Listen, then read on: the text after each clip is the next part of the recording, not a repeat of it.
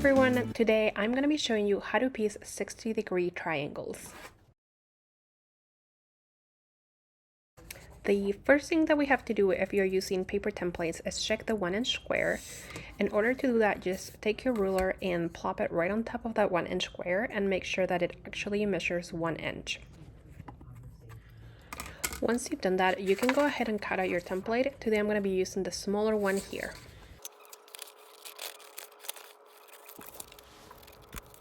As you can see, my template says that it's 3.5 inches tall. So in order to cut out my triangles, I need a 3.5 inch tall width of fabric strip. Next thing, I'm just going to place the template right on top of the fabric, and using one of my just regular rulers, I'm going to place it on top and line it up with the very edge of that template, and then cut it with my rotary cutter.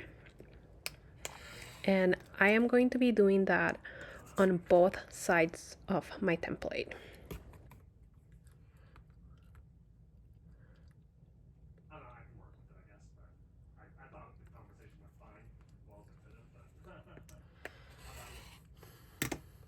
Once you've cut your both sides of your template, you can remove the template and the triangles, and then turn your template upside down to continue cutting down your width of fabric strip.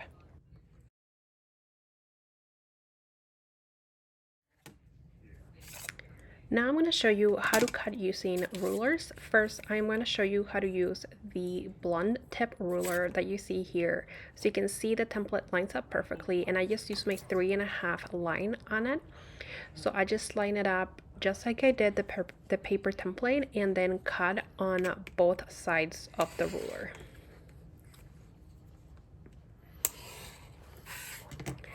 Just like with the template, once you're done cutting your first triangles, you can just remove them and then flip the ruler upside down and continue cutting. This next ruler is a pointy end ruler, and it's a little bit trickier. You still use your template to kind of line up and find where the lines go. As you can see on the top, it lines up with a 1/4 inch, and then down here it lines up with the 3 3/4 inch. So when I line it up with my fabric, I want to make sure to line it up at the top with a 1/4 inch hanging off, and then at the bottom with the 3 1/4 line, and then just cut like I did before.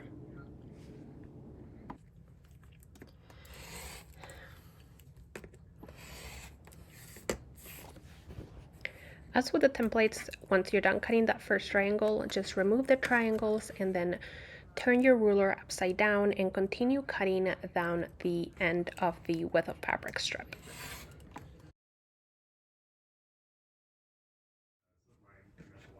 So now that we have all of our triangles cut, the next step is to lay out all of our triangles how they go in the quilt. In this case, I'm starting with the top row with a triangle on the left. And something that you want to pay attention to when you're laying out your triangles is to have the blunt tip at the top and bottom of your triangles, not off to the side. And then just continue laying out your triangles in rows.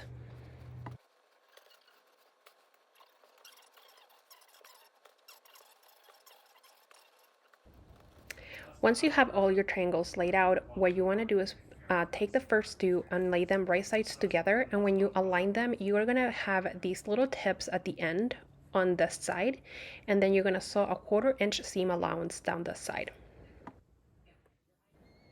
So here I am on my machine, and I am going to once again make sure I have those tips there on this side, and then I'm just going to sew a 1/4 inch seam allowance on this side of my triangles.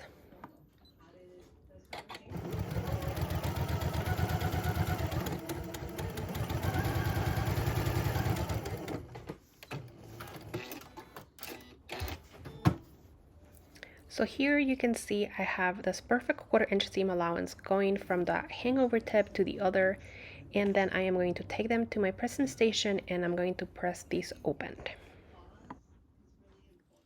So now that I have this first pair pieced together, I'm going to continue piecing all of my triangles in pairs like this.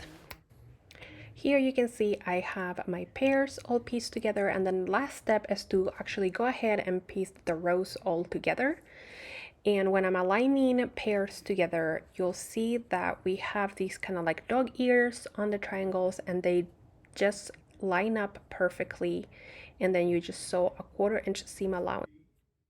Once your rows are sewn together, the next step is to actually sew the rows together. But before we do that, I like to check my 1/4 inch seam allowance to make sure that I'll maintain those points. And all you have to do is check with your ruler to make sure that there's a 1/4 inch from the point to the edge.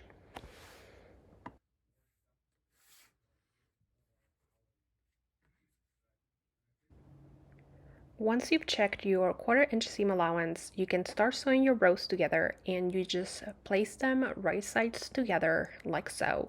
And then grab some pins. I don't usually pin, but I do when piecing triangles.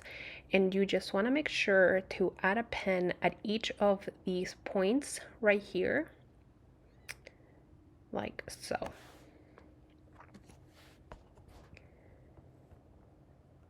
And you can use the dog ears to guide you and make sure that everything's lining up just perfectly, and add in your pins.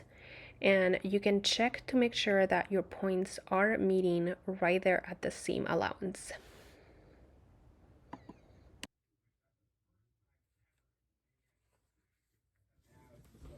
So here I am on my machine, and I'm just making sure one last time that everything's lining up just right. And I'm going to sew down the seam with a 1/4 inch seam allowance.